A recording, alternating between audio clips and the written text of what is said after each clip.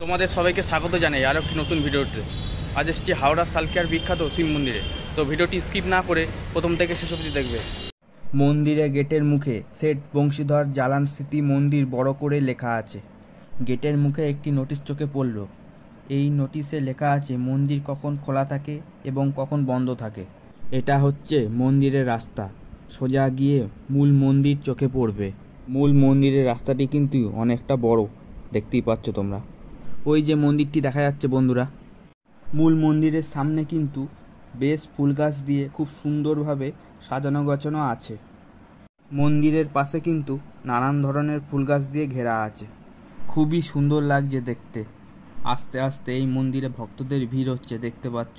হাওড়া সালকিয়ার মহাদেব মন্দিরটি এই অঞ্চলের সবচেয়ে জনপ্রিয় এবং ধর্মীয় মন্দিরগুলির মধ্যে একটি। এই জায়গাটি স্থানীয়দের মধ্যে খুবই বিখ্যাত। এই মন্দিরে বিভিন্ন জায়গা থেকে মানুষ দর্শন করতে আসে। মন্দিরটার ঠিক পিছনে একটি বিশাল আকৃতি শিব মূর্তি আছে। এই মূর্তিটির উচ্চতা 51 ফুট। হাওড়া সালকিয়ার এটি অবশ্যই দর্শনীয় একটি মন্দির। কেউ কেউ এই মন্দিরটিকে নয়া মন্দির বলে থাকে। এখানকার মন্দিরগুলি কিন্তু গঙ্গার পাড়ে অবস্থিত। সামনে গঙ্গা মা, তার উপরে মহাদেব আছে। এই মন্দিরের মূল আকর্ষণ হলো এই 12টি জ্যোতির্লিঙ্গ। ভারতবর্ষের কিন্তু 12টা রাজ্যের 12টা জ্যোতির্লিঙ্গ একসাথে দর্শন করতে পারবে। এখানটাতে তোমরা 12টা রাজ্যের 12টা জ্যোতির্লিঙ্গ একসাথে দর্শন করতে পারবে। এখানে পরস্পর মন্দিরগুলি আছে, দেখতে থাকো, সঙ্গে থাকো। মন্দিরগুলির নামকরণ কিন্তু আলাদা আলাদা। মন্দিরগুলি কিন্তু খুবই অসাধারণ লাগছে। এই মন্দিরে না আসলে তোমরা বুঝতে পারবে না এত সুন্দরভাবে মন্দিরগুলি সাজানো হয়েছে।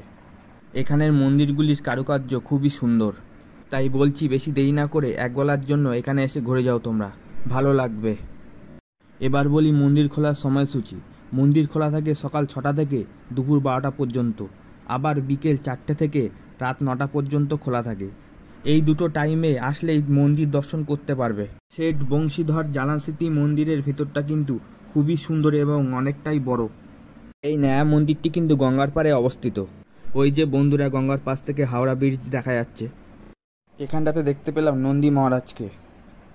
এই মন্দিরে আছে বিষ্ণু এবং মা লক্ষ্মী। বেলা বাড়ার সাথে সাথে মন্দিরে কিন্তু ভক্তদের ভিড়টাও আস্তে আস্তে বাড়ছে, দেখতেই পাচ্ছ তোমরা। একটু এগিয়ে গিয়ে দেখতে পেলাম মহাবীর বজরংবলীকে। মূর্তিটি খুব অপূর্ব সুন্দর। এই মন্দিরে দেখতে পেলাম একটি শিবলিঙ্গ, হর হর মহাদেব।